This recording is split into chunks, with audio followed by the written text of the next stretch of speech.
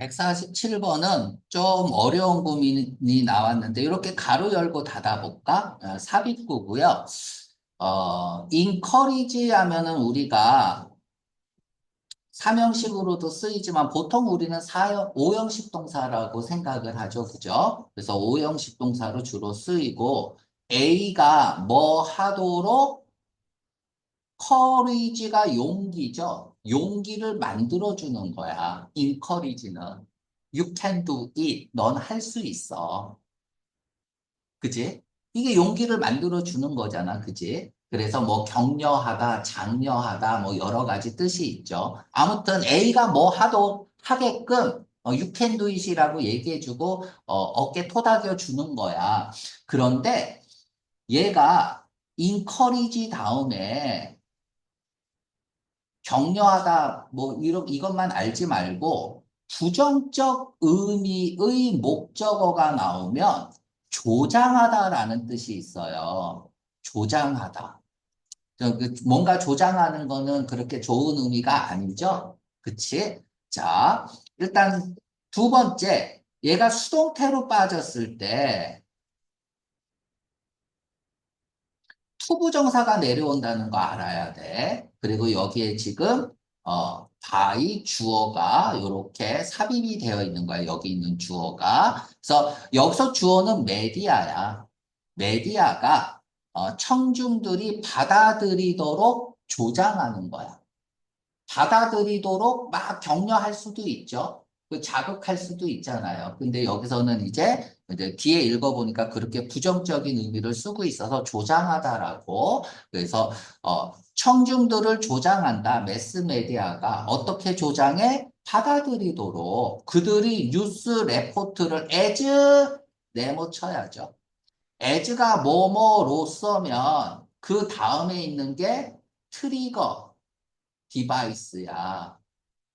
다시 말하면 굉장히 중요한 말이에요. 그래서 여기서 제일 중요한 말은 뭐냐면 라스트 워드야.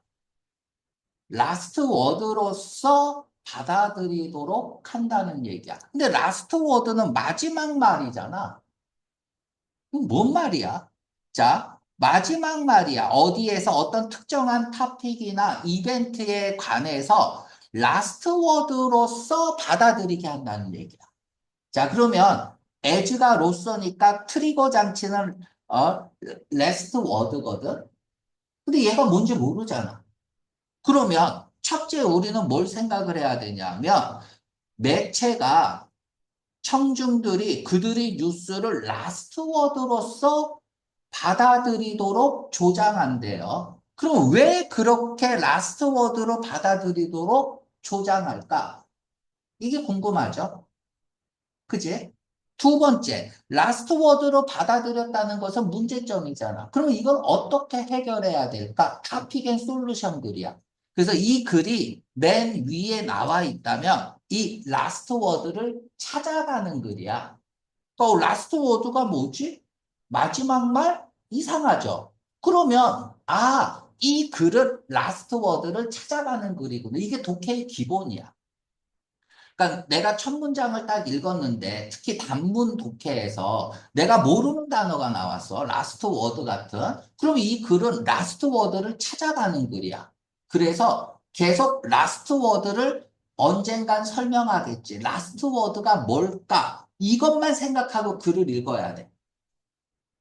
그러면 이제 글이 이렇게 전개되겠죠. 왜냐하면 토픽이나 이벤트가 이렇게 하면 인간은 그 말을 라스트 워드로 받아들인다라는 말을 또 하겠죠. 왜 뒷문장은 앞문장을 서포팅 해줘야 되는데. 그런데 그 라스트 워드를 이제 풀어서 설명해 주겠죠. 구체적으로.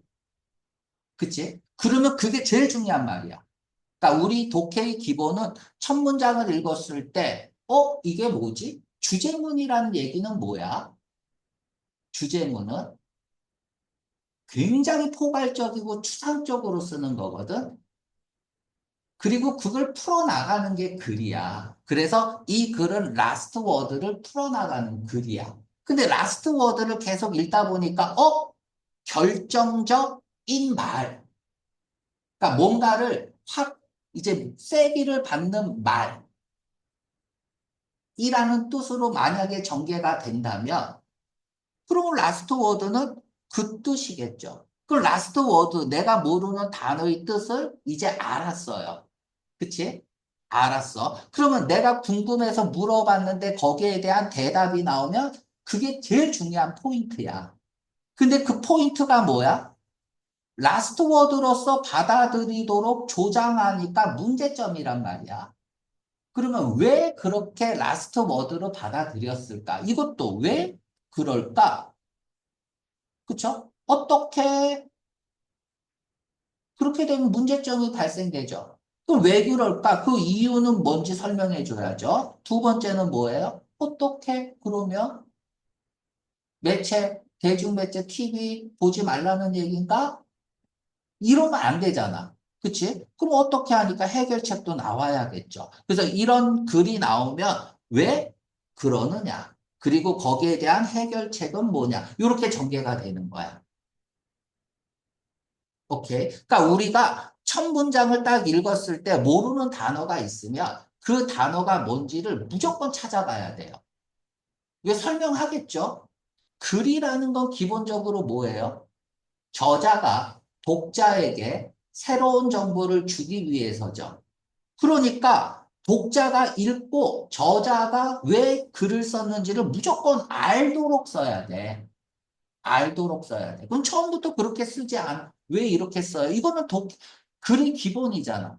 기본적으로 the most general sentence of an idea. 어떤 생각에 대한 가장 일반적 또는 추상적, 포괄적인 단어를 던져놓고, 문장을 던져놓고, 그걸 풀어가서 구체화시키는 게 글이기 때문에 그래요.